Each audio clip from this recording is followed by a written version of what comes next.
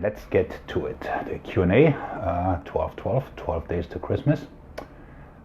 Question number one, which I'm gonna up this a little bit if I can. That's what I have to do.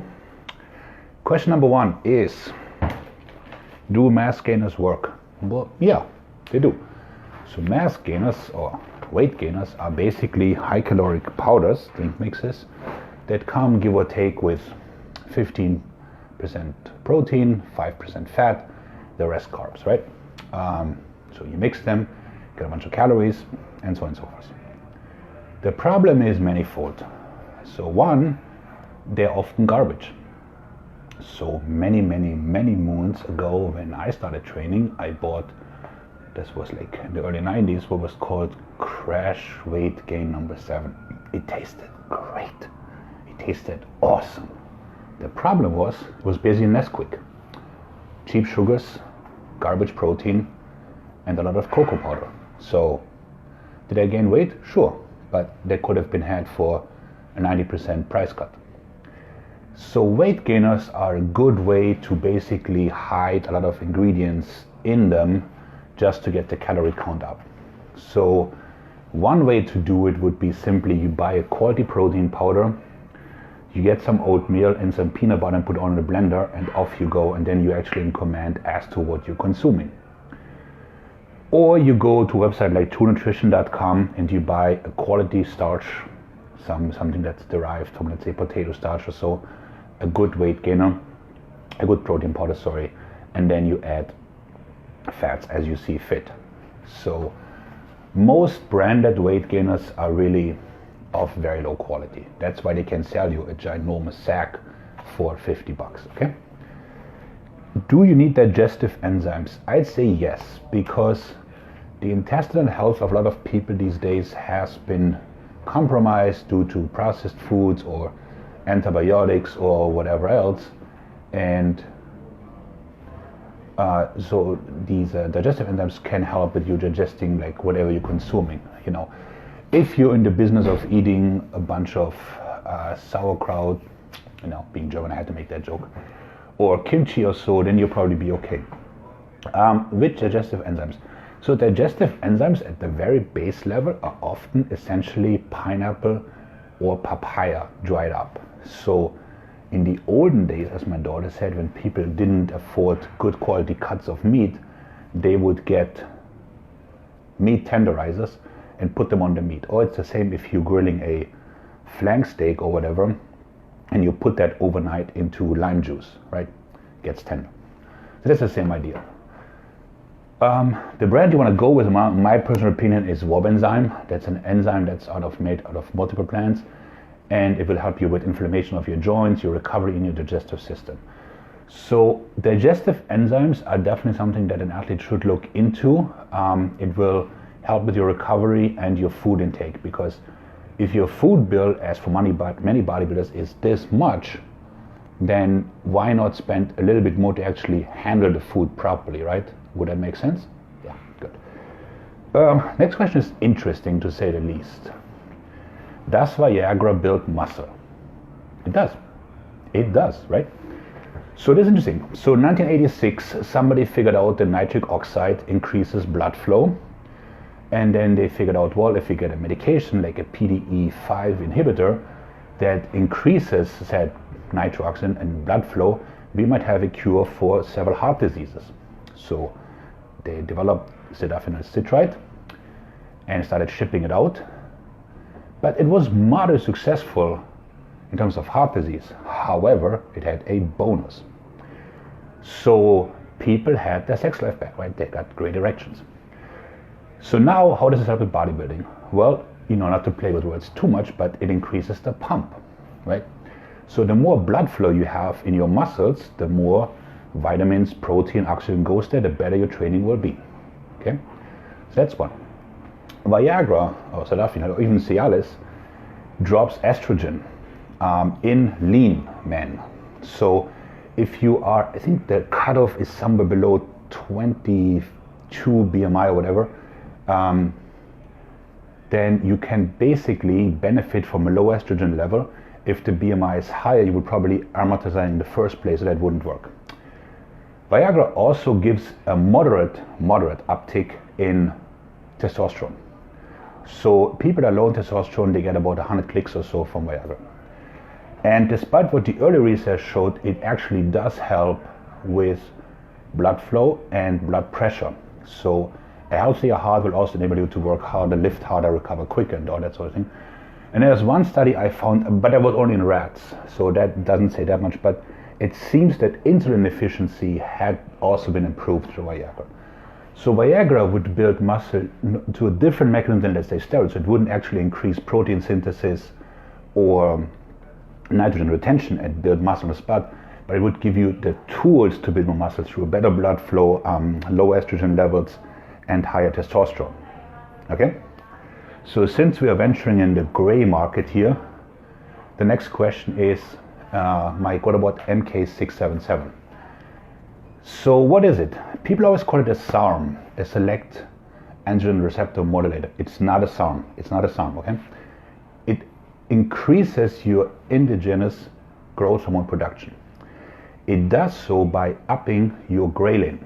So ghrelin goes up, just a hunger hormone, and then in response, growth hormone releasing hormones also increase. So there are a bunch of these drugs. There's GRHP1, 2, all the way up to 6. They're all injectable. MK67 is being used orally. So basically you're not injecting growth hormone, which means you don't have to worry about your own production being shut down. So the effects are basically that primarily your strength goes up, not dramatically, but somewhat. Your recovery gets better because you're sleeping better. Okay? So it dramatically improves sleep quality. It also helps you with hunger. So ghrelin is a hunger hormone. So people that are not big eaters, when their ghrelin goes up, they can consume more calories, and the nitrogen and overall food storage is being improved, meaning you store less fat from what you're eating. Hair gets better, skin, joints, and just overall well-being. Let's get it, right? And this is where it gets iffy, because there's basically no credible source where you can get the drug, because it's never been clinically approved for the masses. So there are some doctors that will give you a version of it, a trial version that you will have to find, some tier T doctors or so. 20 milligrams at night can actually make a big difference in somebody's physique from the studies I've seen. And by all means, I'm not a doctor, okay? I don't know anything about anything. I have not found side effects, because you're basically only bumping your own growth hormone to optimal levels. So you're not injecting extraordinary amounts.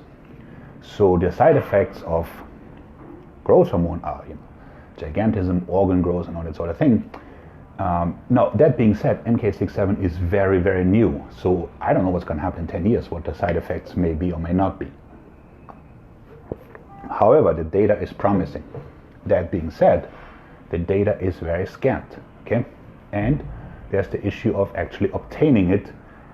I know a lot of sites where you can get research chemicals. The truth is, you have no idea what you're getting, okay? So unless you can find somebody qualified to prescribe it to you, I recommend to stay away. So, interesting drug, difficult to get. Can vegan bodybuilders be successful? Yes. There are certain roadblocks, such as there's the difficulty of getting enough creatine, enough zinc, and leucine, but that can be supplemented. So somebody who decides to go vegan has a bit more of an uphill battle, but it can get done. Of course, the issue is that vegan protein sources are high in carbohydrates, so the person always behind the 8 ball and will have to revert to powders to cover the protein, which then can be a satiety issue. So you might be constantly hungry, but that's not my job to judge. But yes, it can be done. I'm doing pretty good, but I'm making no gains. You gave the answer yourself. Imagine you're a CFO of a company and your CEO says, hey, how are we doing? Doing pretty good, man. We sold some stuff yesterday and yeah, it's good.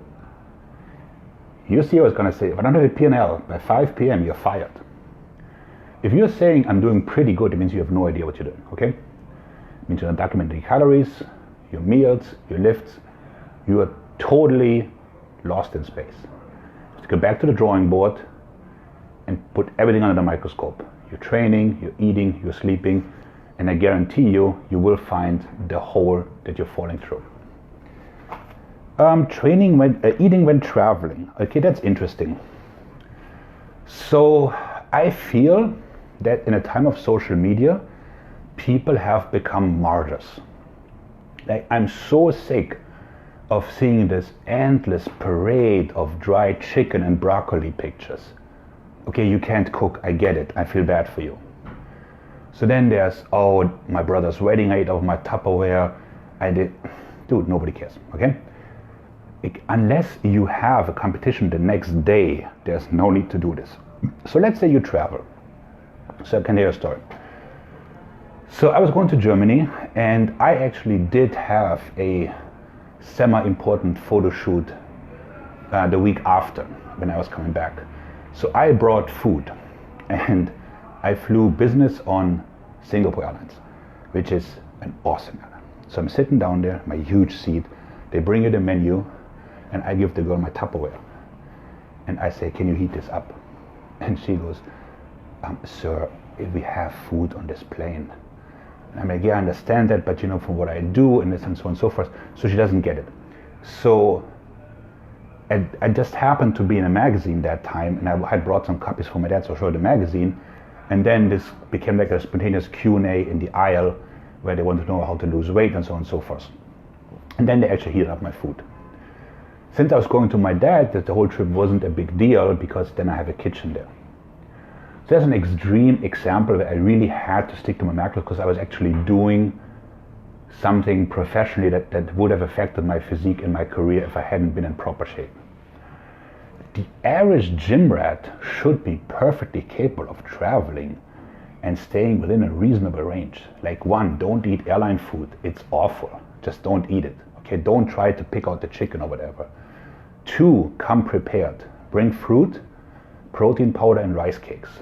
Just add water and you're good to go. If you have business dinners, we talked about this last time, just figure out that you're going to be overeating and eat less getting there.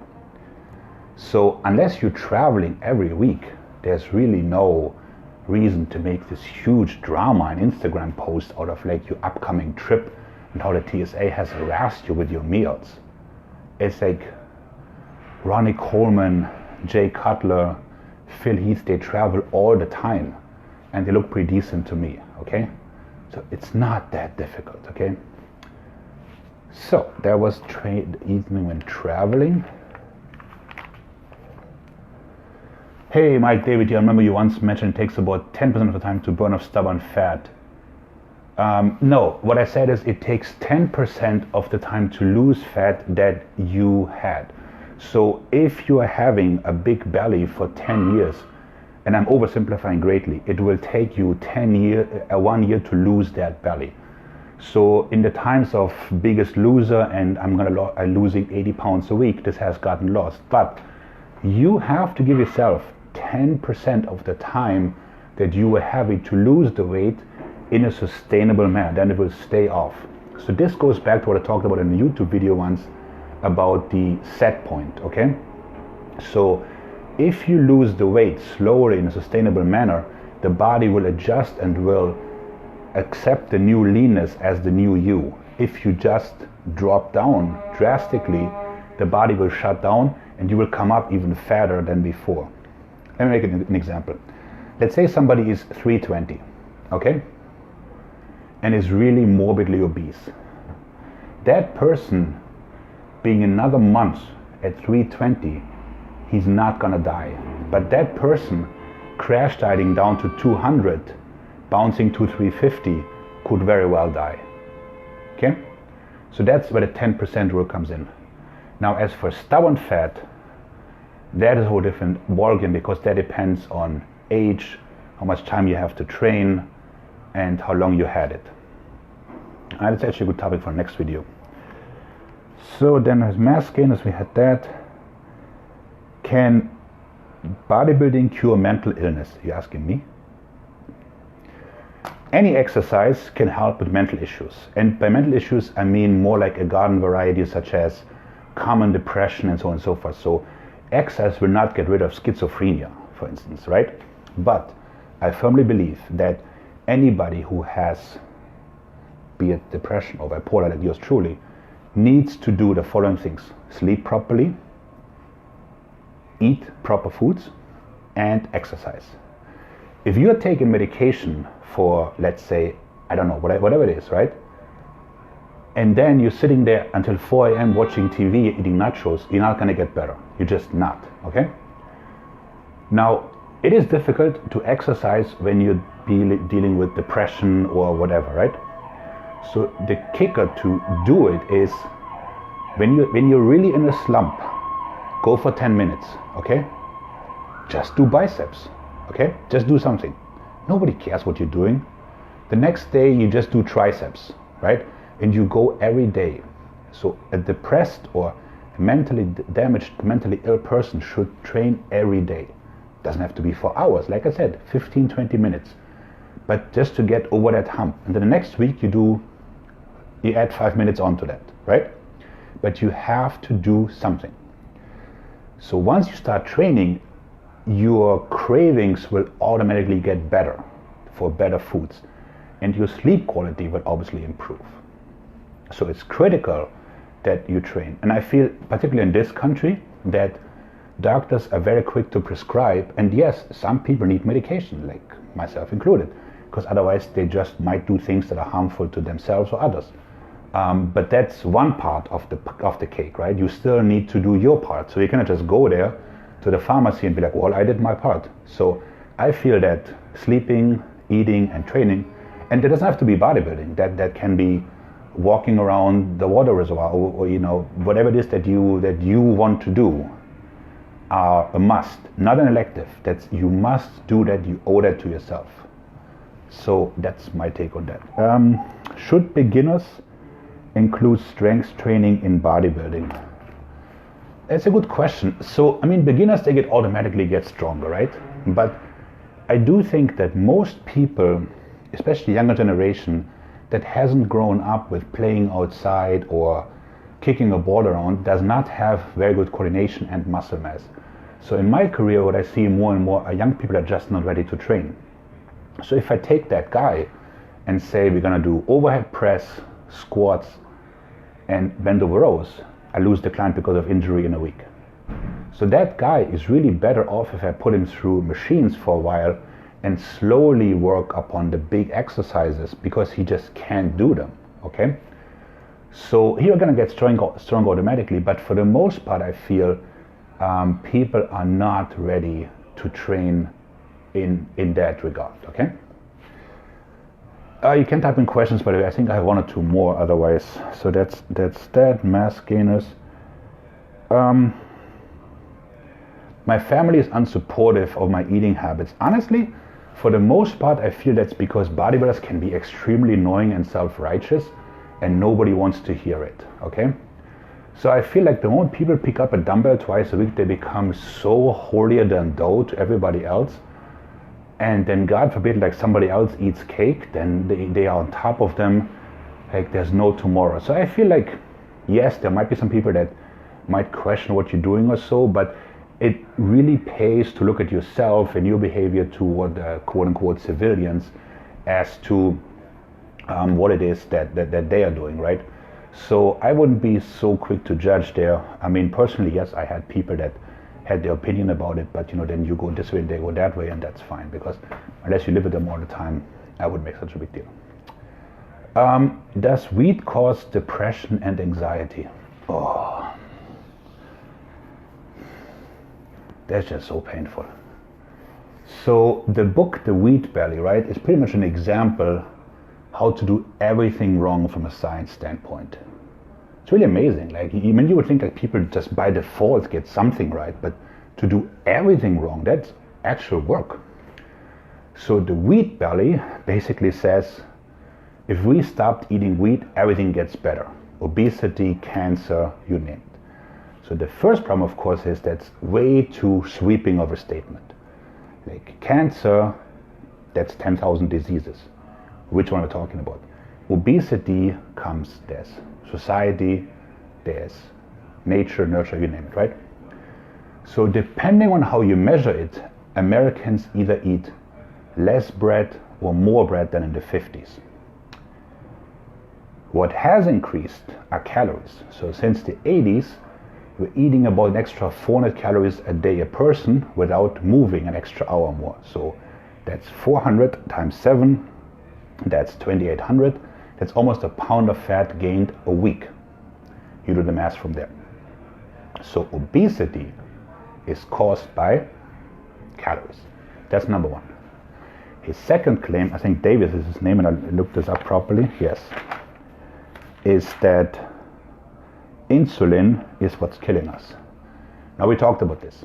There's no insulin fairy that comes to you by night and gives you calories. Insulin just is.